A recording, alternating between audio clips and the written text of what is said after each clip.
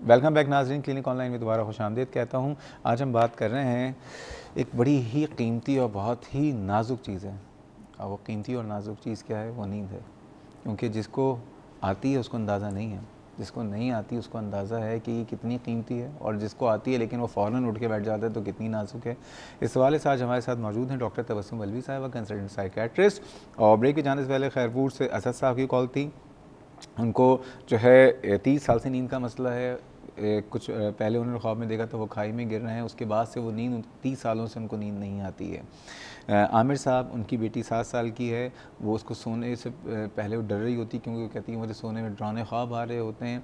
और इस वक्त भी हमारे पास 2 कॉलर्स हैं, उसके बाद फिर हम इकट्ठा सबका जवाब देते हैं। वक़ार साहब मौजूद हैं। अस्सलाम वालेकुम वक़ार साहब। अशफाक साहब हैं, वक़ार साहब हैं? हाँ जी, अस्सलाम वालेकुम। वालेकुम अस्सलाम। हाँ, वक़ार साहब अहमद बात कर रहा जी। हूँ। वक़ार साहब, मेरी उम्र है 73 ईयर माशाअल्लाह। And I have cross. अच्छा, दूसरी बात ये है कि मैं नींद के बारे में ये बताना चाहता हूँ कि जितनी खुदावंद करीम ने नींद का टाइम दिया है हर इंसान का मुख्तलिफ है। जी जी। और इंसान जो कुछ जिस लहजे से भी है उसके मुताबिक वो अमल करेगा तो अपनी नींद पूरी करेगा वो। जी जी बिल्कुल। अच्छा, दूसरी बात यह है कि बहुत से लोग ये कहते हैं कि जी हमें बुढ़ापे में नींद नहीं आती, ये नहीं आती। तो उसका एक जुमला है कुरान के हिसाब से कि अल्लाह ताला फरमाते हैं कुरान के अंदर कि और बुढ़ापे में तो मैं इंसान की साख्ती बदल देता हूँ, बूढ़े में और बच्चे में कोई फ़र्क नहीं रखता। तो मैं ये देखता हूँ कि मेरे साथ भी वही अमल है। जी जी। जितना टाइम गुजरता जाता है उतनी नींद कम होती है। वक़ार साहब, सवाल क्या है आपका? क्योंकि कॉलर बहुत सारे मौजूद हैं, आप सवाल करेंगे कोई? सवाल ये है जी कि ये आखिरी उम्र के अंदर नींद कम हो जाती है तो इसकी वजह क्या है? ठीक है, बहुत शुक्रिया। अल्लाह ताला आपको सेहत के साथ लंबी उम्र दे और नींद के साथ भी दे, अच्छी नींद के साथ। अशफाक साहब लाहौर से, अस्सलाम वालेकुम अशफाक साहब। वालेकुम सलाम। कैसे हैं आप? ठीक हैं जी, अल्लाह करम सर, आप सुनाए ठीक ठाक हैं? आपकी बहुत दुआएं। जनाब हुक्म कीजिए। अच्छा डॉक्टर, मैं ये पूछना चाहूँगा मैडम से कि ये नींद का जो तल्लक है ये दिमाग के साथ कितना रिलेटेड है? दूसरे नंबर, अगर ये पेट जो खराब होता है, अगर वो पेट की प्रॉब्लम हो, ये IBS किसको कहते हैं? क्या किसे ठीक कहते है, हैं? IBS इरिटेबल बाउल सिंड्रोम का नींद से क्या ताल्लुक है? एक तरह से ठीक है। ठीक है। ठीक है अगर जी। जिसकी नींद पूरी नहीं होती उसका मैदा या और कोई प्रॉब्लम हो सकती है उसको? बिल्कुल, बहुत अच्छी बात की आपने, वेरी गुड क्वेश्चन। अच्छा सर, मुझे ना ये मसले की प्रॉब्लम है, मेरा ना कुछ पेट का थोड़ा सा मसला है, नींद भी सही आती, सारा कुछ ठीक है। मुझे डॉक्टर साहब ने कहा कि आपको IBS है। ठीक है। तो IBS के मतलब मुझे ना ये तफसील से बताएं कि ये क्या है, इसका बेहतर क्या तरीके का अच्छा, है इसका? IBS के लिए तो मैं आपको सिर्फ ये काम ही कर सकता हूँ कि इंशाल्लाह अगले हफ्ते इस पर एक प्रोग्राम कर लेते हैं। IBS एक बहुत बड़ा टॉपिक है, लेकिन अगर IBS इतना मैं बता सकता हूँ, अगर आपका IBS बेहतर होगा तो आपकी नींद भी बेहतर हो जाएगी। ठीक है जी, बहुत शुक्रिया आपके सवाल का। डॉक्टर साहबा, डरावने ख्वाब ये क्यों आते हैं भाई?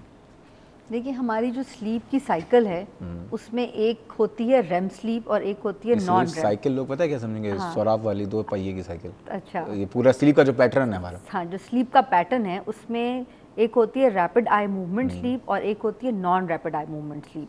तो ज़्यादातर जो हमारा पोर्शन है नींद का वो non rapid eye movement sleep है। रैपिड आई मूवमेंट का मतलब आँख तेजी तेजी से हम क्या चल रही मतलब होती है? उसमें इंसान की जो ब्रेन की एक्टिविटी होती है वो होती है और आंखें भी जो डेले हैं वो मूव कर रहे होते हैं। ठीक है, तो वो रैपिड आई मूवमेंट स्लीप कहलाती है। और नॉन रैपिड आई मूवमेंट वो स्लीप होती है जो गहरी नींद होती है। ठीक है, उसकी भी 4 स्टेजेस होती हैं और गहरी नींद होती है। अब ये जो नाइटमेयर्स हैं बाज़ लोगों में, जिसमें आँखों के ये मूव कर रहे होते हैं, आंखें मूव कर रही होती हैं, रैपिड आई मूवमेंट हो रही होती है, ये उसकी ज़्यादती की वजह से होती है। और ऐसे लोगों को डरावने ख्वाब आ रहे होते हैं इस दौरान, जब जिनकी ये वाला स्लीप का पोर्शन बढ़ जाता है, और वो ऐसे ख्वाब होते हैं जो उनको याद भी रहते हैं। अब इसकी वजह क्या होती है उसकी तफसील में तो मैं नहीं जा सकती हूँ।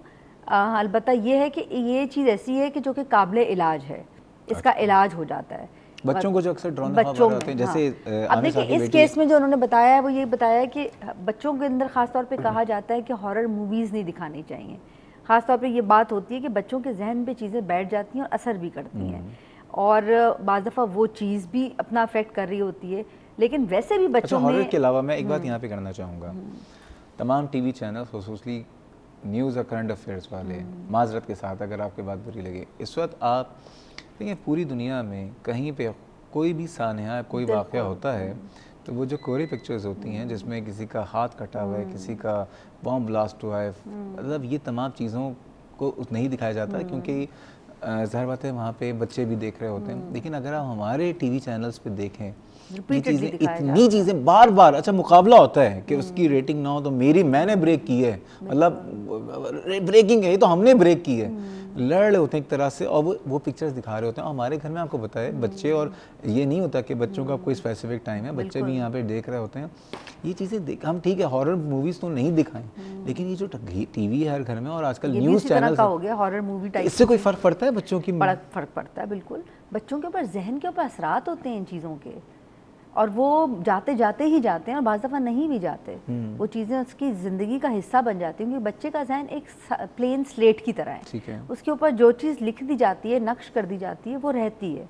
खुसूसन जो शुरू के ईयर्स होते हैं वो फॉर्मेटिव ईयर्स होते हैं बच्चों के, तो वो सारी चीज़ों के असरात होते हैं उनकी ज़ात के ऊपर, उनकी पर्सनालिटी के ऊपर, और उनके जहन पे नक्श होती हैं चीज़ें।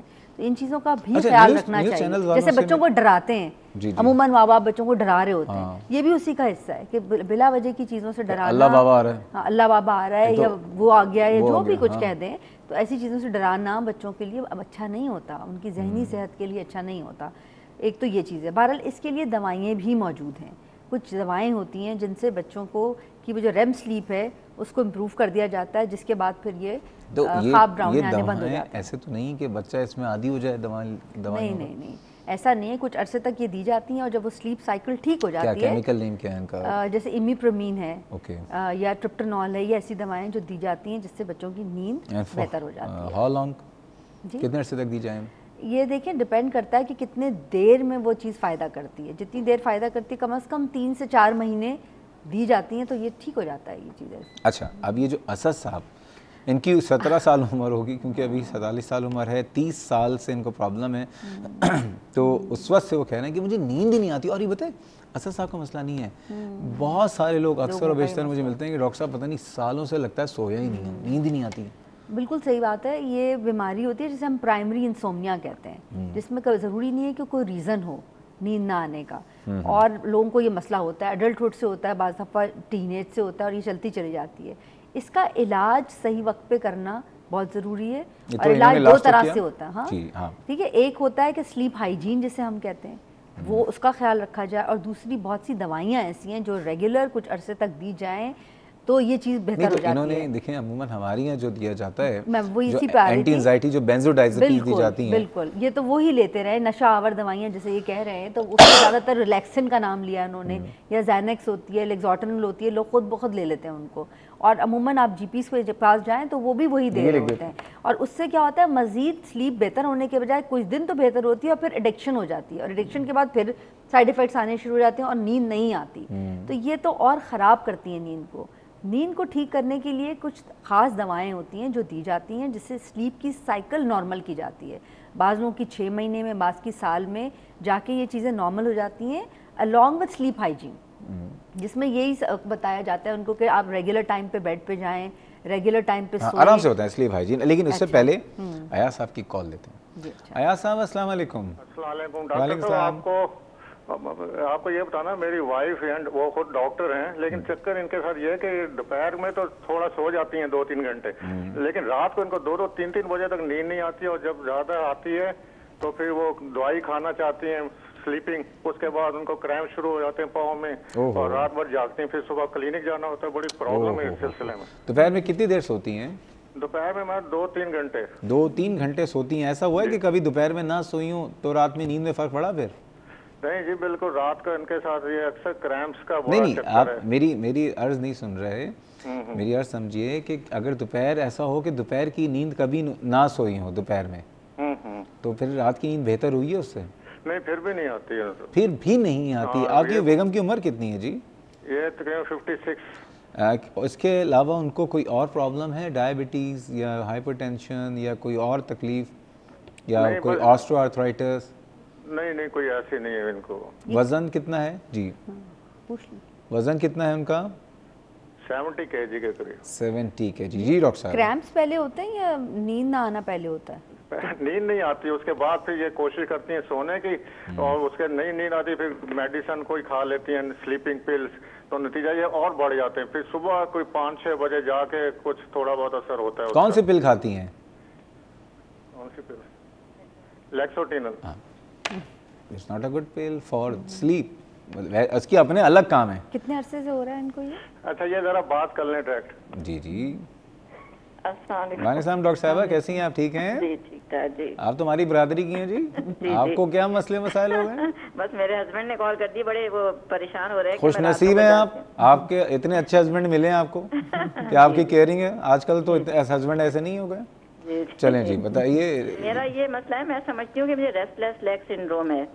तो जैसे ही मैं सोने की कोशिश करती हूँ, नींद में जाने लगती हूँ, एकदम चौंक जाती हूँ और मेरे फिर पैरों में क्रैम्प्स और वो स्ट्रेचेस शुरू हो जाते हैं। अगर आपको रेस्टलेस लेग सिंड्रोम है डॉक्टर साहब, तो उसकी एक ड्रग ऑफ चॉइस है रोपिरेनॉल। ठीक है ना, ये दवा है। क्यों डॉक्टर साहब, एम आई राइट और रॉन्ग? जी बिल्कुल, ये दी जाती है। ये दवा रेस्टलेस लेग सिंड्रोम में इस वक्त ड्रग ऑफ चॉइस है। ठीक है, तो आप मेरा जो फैमिली इनहेरिटेड भी है, मेरी मदर जी को जी भी ये है होता और- है, ये बिल्कुल होता है। डॉक्टर साहब कुछ पूछना चाहेंगे आप इनसे? नहीं, मैं पूछना चाहती हूँ कब से हो रहा है आपको ये नींद ये का मुझे मसला? पिछले 5-6 साल से हो रहा है। अच्छा, आपने कोई इलाज लेक्सोटिनिल के अलावा नहीं किया? नहीं, लेक्सोटिनिल के लिए मैंने लिया है, मैंने कंसल्ट भी किया था सेकंड ओपिनियन के लिए। तो मैंने क्विनीन बायोसल्फेट भी लिया, उससे मुझे काफी इंप्रूवमेंट होता है। लेकिन आजकल मार्केट में शॉर्ट है, अवेलेबल इन दी बेस्ट दवा रोपिरेनॉल। ठीक है ना, आप तो डॉक्टर साहब हैं, आप ये ट्राई करके देखें। ठीक है, ये इसके लिए तो देखें, यू हैव टू, आप खुद डॉक्टर है, लेकिन आपको बेसिकली आप उसका जो है ना अपने हिसाब से अपने बॉडी वेट और तमाम चीज़ें देख के उसके हिसाब से आप खुद भी मैनेज कर सकती हैं। You are yourself a doctor ना। ठीक है, ठीक है, बहुत शुक्रिया डॉक्टर साहब, it's a pleasure talking to you. Doctor साहब, आपने कहा, अब हम दोबारा आ जाते हैं डरावने ख्वाब पे। अब असद साहब वाला जो मसला हुआ है कि आपने बताया कि इन्होंने जो दवाएं ली हैं वही ली जो अमूमन एंजाइटी के लिए यूज़ की जाती हैं, एंटी एंजाइटी ड्रग्स होती हैं। इनको नींद के लिए भी यूज़ किया जाता है। हाँ, मगर शॉर्ट टर्म पे कुछ हफ्ते तो की जा सकती हैं। जैसे अगर हमारे पास फर्ज करें कोई मेंटल इलनेस के साथ आता है और नींद का भी मसला होता है, तो हम किसी एंटी डिप्रेसेंट के साथ या एंटी एंजाइटी के साथ हम इसको मिला देते हैं फॉर शॉर्ट टर्म। डॉक्टर खुद दे तो और बात है, 2 हफ्ते 3 हफ्ते, क्योंकि लेकिन कुछ दवाइयाँ ऐसी हैं जो 6 हफ्ते तक दी जाएं या 4 से 6 हफ्ते तक तो उनकी आदत हो जाती है। तो इसलिए इनको तो अवॉइड ही करना चाहिए। ठीक है, खुद से तो बिल्कुल भी नहीं लेनी चाहिए। कोई डॉक्टर कभी नहीं, तो अमूमन डॉक्टर भी तो ये लिखते हैं ना। हाँ, ये वाला मसला है कि डॉक्टर्स भी ये लिखते हैं। तो मेरी रिक्वेस्ट डॉक्टरों से भी यही है कि अमूमन या तो अगर देनी है तो इसकी साइको एजुकेशन बहुत ज़रूरी है कि साथ आप मरीज़ को ये समझाएं कि ये दवा नशा आवर दवा है और इससे ज़्यादा अरसे तक के लिए ली जाएगी तो आदी हो जाता है इंसान, जैसे नशे का आदी होता है। तो इसकी एजुकेशन अगर कर दी जाए तो लोग थोड़े से खौफजदा हो जाते हैं और ख़ुद ब खुद इसको लेना छोड़ देते हैं, क्योंकि ये इतनी अच्छी लगती है लेने में और इंसान को इतना सुकून होता है, एंग्जाइटी कम होती है, नींद आती है, तो कोई मसला ही नहीं लगता, आसानी से हमारा मसला हल हो गया। लेकिन वो मसला वक्ती तौर पे तो हल हो जाता है, लेकिन लॉन्ग टर्म पे ये चीज़ जो है ना मसाइल पैदा करती है। फिर आपको और ज़्यादा डोज चाहिए, फिर और ज़्यादा डोज चाहिए, फिर और ज़्यादा चाहिए, वो फ़ायदा ही नहीं कर रही होती उस डोज के ऊपर चीज़। तो इससे बेहतर है कि हमारे पास और बहुत सी अच्छी दवाएं हैं जो दी जा सकती हैं, और अच्छी दवाएं हैं, बहुत लेकिन अच्छी एक और दवाएं चीज़ है, हैं दवाओं और जो आदी नहीं करती देखिए हैं। उन दवाओं को ज़रूर बताइए, लेकिन एक और अच्छी चीज़ है, वो है ब्रेक। अच्छा, तो नाज़रीन जा रहे हैं एक छोटे से ब्रेक पे, हमारे साथ रहिएगा।